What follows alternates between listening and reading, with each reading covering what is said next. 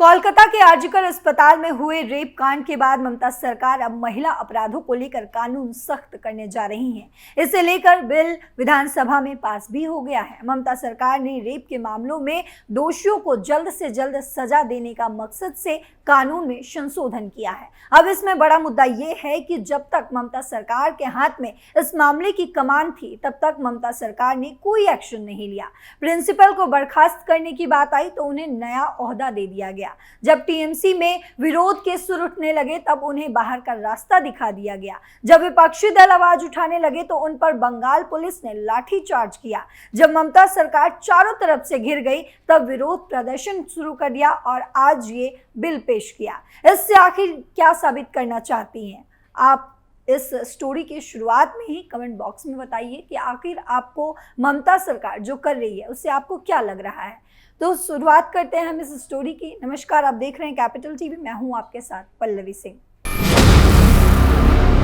कोलकाता के आरजीकर अस्पताल में ट्रेनी डॉक्टर का रेप और उसके बाद हत्या का मामला चर्चा में बना हुआ है। मुख्य आरोपी संजय रॉय को गिरफ्तार भी कर लिया गया है। उसे फांसी देने की मांग हो रही है। इस बीच पश्चिम बंगाल की मुख्यमंत्री ममता बनर्जी ने रेप के मामलों में फांसी की सजा देने के लिए एक नया बिल पास कर दिया है।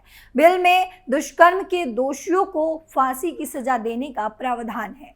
रेप के दोषियों को फांसी का सजा प्रावधान पहले से ही कानून में है। हर साल दुष्कर्म के कई मामलों में दोषियों को फांसी की सजा सुनाई भी जाती है, लेकिन बीते 20 साल से दुष्कर्म और मर्डर के मामले में 5 दोषियों को ही फांसी की सजा मिली है। क्या फांसी की सजा ही विकल्प है? दोषियों को मौत की सजा देने का विरोध भी होता है। सुप्रीम कोर्ट ने भी कई फैसलों में माना है कि मौत की सजा केवल रेयरेस्ट ऑफ द रेयर यानी कि मामलों में ही ये सजा देनी हो चाहिए या फिर दी जाती है। 1980 में बचन सिंह बनाम पंजाब सरकार मामले में फैसला देते हुए सुप्रीम कोर्ट ने माना था कि उम्र कैद नियम है जबकि सजाए मौत अपवाद है। 1983 में मच्छी सिंह बनाम पंजाब सरकार मामले में सुप्रीम कोर्ट ने 5 ऐसी परिस्थितियां तय की थी जिनमें अदालतें दोषियों को फांसी की सजा दे सकती है। ये परिस्थितियां थी हत्या का आरोप या हत्या करने का तरीका, हत्या का मकसद, अपराध की असामाजिक या घृणित प्रकृति, अपराध की भयावहता और पीड़ित का व्यक्तित्व। इस फैसले में सुप्रीम कोर्ट ने ये भी कहा था कि अदालतों को अपने फैसले में ये भी साफ करना होगा कि क्यों दोषी को आजीवन कारावास की सजा देना काफी था और मौत की सजा देने के अलावा और कोई विकल्प नहीं था।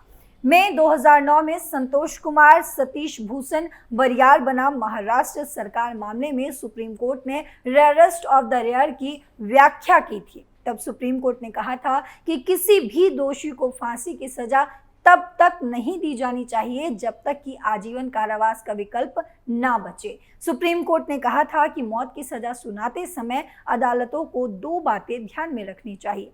पहला कि कोई मामला रेयरेस्ट ऑफ द रेयर है या नहीं, और दूसरा कि आजीवन कारावास का विकल्प है या नहीं। इसी तरह अगस्त 2019 में एक मामले में सुप्रीम कोर्ट की 3 जजों की बेंच ने 2-1 से दोषी की फांसी की सजा को बरकरार रखा था। हालांकि आपको बता दें, जस्टिस संजीव खन्ना ने इससे असहमति जताई थी और ये भी कहा था कि पिछले फैसलों में सुप्रीम कोर्ट साफ कर चुका है कि फांसी की सजा तभी होनी चाहिए जब आजीवन कारावास का विकल्प खत्म हो जाए या ना बचे। जस्टिस खन्ना ने कहा था कि आरोपी ने बिना किसी दबाव में मजिस्ट्रेट के सामने अपना गुनाह कबूल कर लिया था, इसीलिए उसे आजीवन कारावास की सजा देना सही होगा। आरोपी को एक नाबालिग के साथ दुष्कर्म या फिर रेप कर उसकी हत्या करने और उसके नाबालिग भाई की हत्या के मामले में फांसी की सजा सुनाई गई थी। क्या 10 दिन में फांसी की सजा देना मुमकिन है? महिलाओं और बच्चों के खिलाफ यौन अपराधों को रोकने के लिए समय समय पर कानून बदले गए हैं। 2012 के निर्भया कांड आपको याद होगा, जो दिल्ली में काफी मशहूर हो गया था पूरे देश भर में। उसके बाद कानून में अहम बदलाव भी किया गया था। इसके बाद रेप के मामलों में फांसी की सजा का प्रावधान आया था। अब पश्चिम बंगाल की ममता सरकार के नए बिल में प्रावधान है कि रेप और मर्डर के मामलों की सुनवाई जल्द से जल्द पूरी की जाएगी। कहा जा रहा है कि रेपिस्टों को 10 दिन के भीतर फांसी की सजा सुना दी जाएगी, लेकिन बिल में इसका जिक्र नहीं है। ऐसे मामलों में सुनवाई फास्ट ट्रैक अदालतों में होगी। आंकड़े बताते हैं कि हर साल जिन मामलों में दोषियों को फांसी की सजा होती है उसमें से ज्यादातर दुष्कर्म और मर्डर के अपराधी होते हैं। दिल्ली की नेशनल लॉ यूनिवर्सिटी की प्रोजेक्ट 39 की रिपोर्ट बताती है कि 2023 में सेशन कोर्ट ने 120 मामलों में फांसी की सजा सुनाई थी। इनमें से 64 यानी 53% मामले रेप और मर्डर से जुड़े थे। हालांकि आपको ये भी बता दें कि अगर सेशन कोर्ट से फांसी की सजा मिली तो उस पर हाई कोर्ट की मुहर लगनी जरूरी होती है। भारतीय नागरिक सुरक्षा संहिता की धारा 22 के खंड 2 के तहत सेशन कोर्ट अगर फांसी की सजा सुनाती है तो हाई कोर्ट में जाना जरूरी होता है और हाई कोर्ट की मुहर लगने के बाद दोषी की फांसी की सजा होती है। अब तक कितने रेपिस्टों को फांसी मिली? पिछले 20 साल के आंकड़े देखें तो रेप और मर्डर के 5 दोषियों को ही फांसी हुई है। 14 अगस्त 2004 को धनंजय चटर्जी को फांसी पर चढ़ाया गया था। उससे 1990 में 14 साल की बच्ची से दुष्कर्म और उसके बाद हत्या के मामले में फांसी की सजा दी गई थी। उसके बाद याद दिलाऊं आपको 20 मार्च 2020 को निर्भया के 4 दोषियों को फांसी की सजा मिली थी। निर्भया कांड के 6 दोषी थे जिनमें एक नाबालिग था।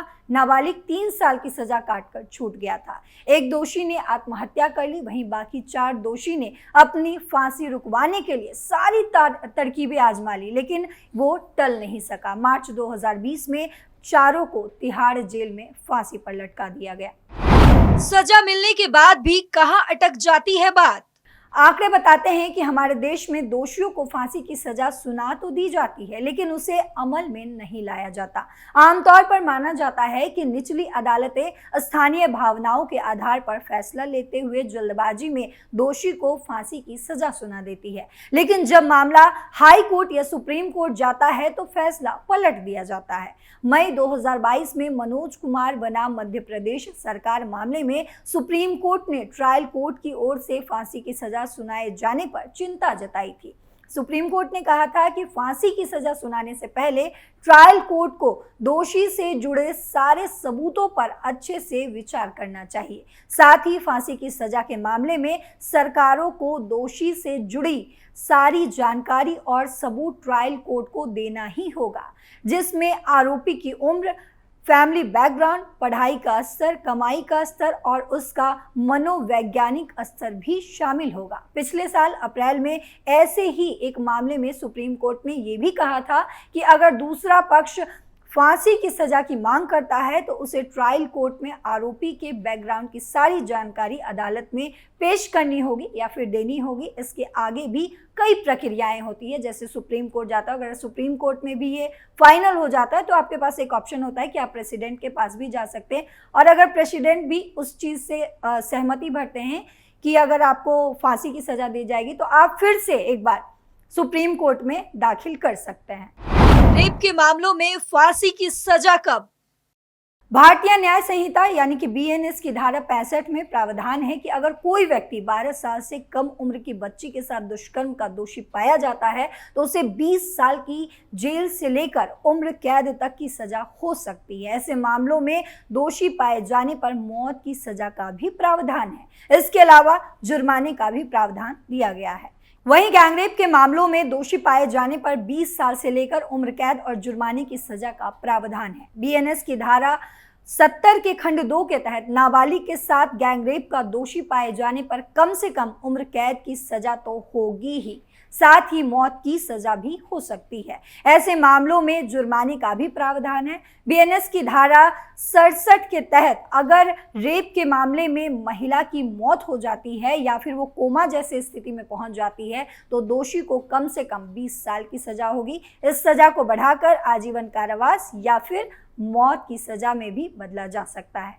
इसके अलावा नाबालिगों के साथ होने वाले यौन अपराध को रोकने के लिए 2022 में पॉक्सो एक्ट लागू किया गया था। कानून में पहले मौत की सजा नहीं थी, लेकिन 2019 में इसमें संशोधन कर मौत की सजा का भी प्रावधान लाया गया। इस कानून के तहत उम्र कैद की सजा मिली है तो दोषी को जीवन भर ही जेल में बिताना हो जाएगा जब तक उसकी मृत्यु नहीं हो जाती है। इसका मतलब हुआ कि दोषी को जेल से जिंदा बाहर नहीं लाया जा सकता।